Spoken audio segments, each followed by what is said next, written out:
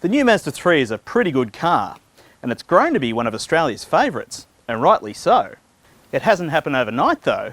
With 4 decades of small hatch heritage behind it, and to celebrate that 40 years, they've rolled out 6 stepping stones to help tell the small Mazda story. Not a bad day of work, I know, but let's see how far they've come. Unlike most brands, Mazda Australia is seriously investing in their heritage, and this lineup of small hatches is just 6 of nearly 40 historic models they've collected for the fleet. The first 323 touched down in Australia in 1977, at a time where the hatchback body style was still a new thing. They were so new that Mazda still thought that rear-wheel drive was best, so the egg-shaped 323's interior packaging was pretty cramped. Mazda's example is actually a facelifted 1980 model, but still shares most of its mechanicals with the older 808 sedan. Still, it was much more advanced than the Toyota Corolla of the time, and really kicked off the Mazda brand in Australia. Today, the drive experience is pretty basic, with that long travel suspension bringing plenty of body roll, and the only power assistance is for the brakes, which are pretty spongy by modern standards. The steering is surprisingly direct, but the 4-speed manual, awkward ergonomics and thin doors and pillars are a reminder of a simpler time. The second generation 323 arrived in 1980 and brought modern thinking with its front-wheel drive layout and boxier and more spacious body.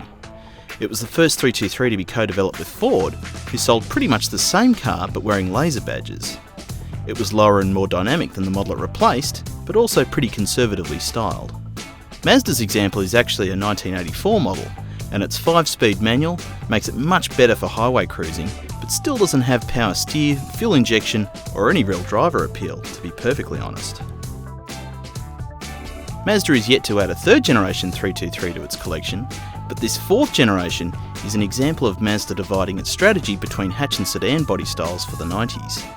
The hatch added the Astina name when it arrived in 1989, and moved up market from the sedan with unique styling, more equipment, and a bigger engine. This one's the top spec SP, and is a real surprise package for a 26-year-old car. Even with 266,000 kilometres on the clock, its twin-cam engine with fuel injection is so much smoother and more tractable than the models before it. The chassis and handling is that much better again, and with those pop-up headlights, it's got real personality for a 5-door hatch. For the 5th generation 323 in 1994, the Astina scored a V6 option for the first and last time, plus a second Astina body style was added in the form of the utterly gorgeous hardtop, which effectively meant there were 2 323 sedans. Both Astinas were styled by former Porsche designers, and this 1996 hatch from the collection is also quite a looker, but the sewing machine smooth V6 makes just 12 more kilowatts than the 4-cylinder version and really isn't very fast. It's the first of this group to come with airbags, but there's just 2 and no ABS. It also feels heavier than you'd expect, and it's surprising to see it misses out on a leather steering wheel for a top-of-the-range model. But it still looks beautiful.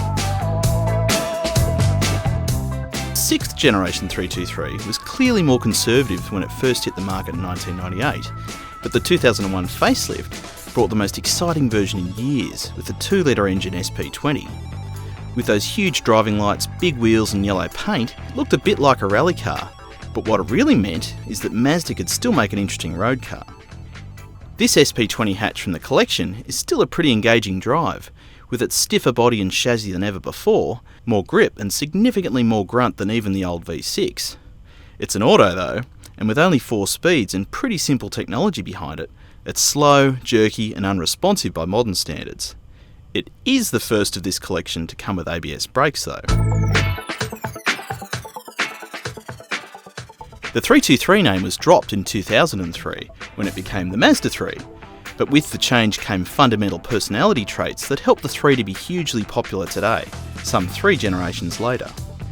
These include genuine design appeal inside and out, and driver appeal from the bottom to the top of the range, all without compromising the practicality and durability required of a mainstream small hatch.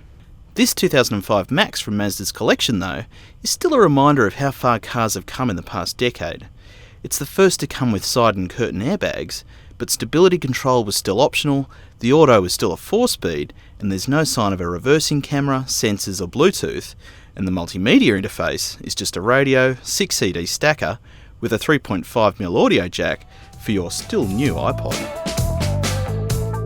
It still stacks up as a good drive today, with sharp, sure-footed handling, with the only real date stamp being the lack of feel from the early electric power steering.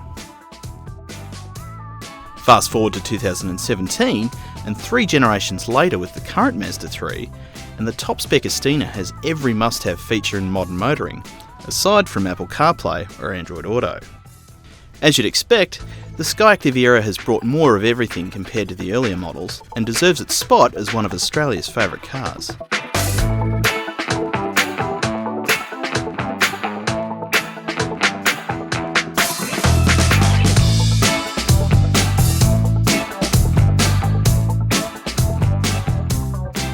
Mazda has indeed made some beaut little cars in its day, but quite frankly, I'm glad they don't make them like they used to.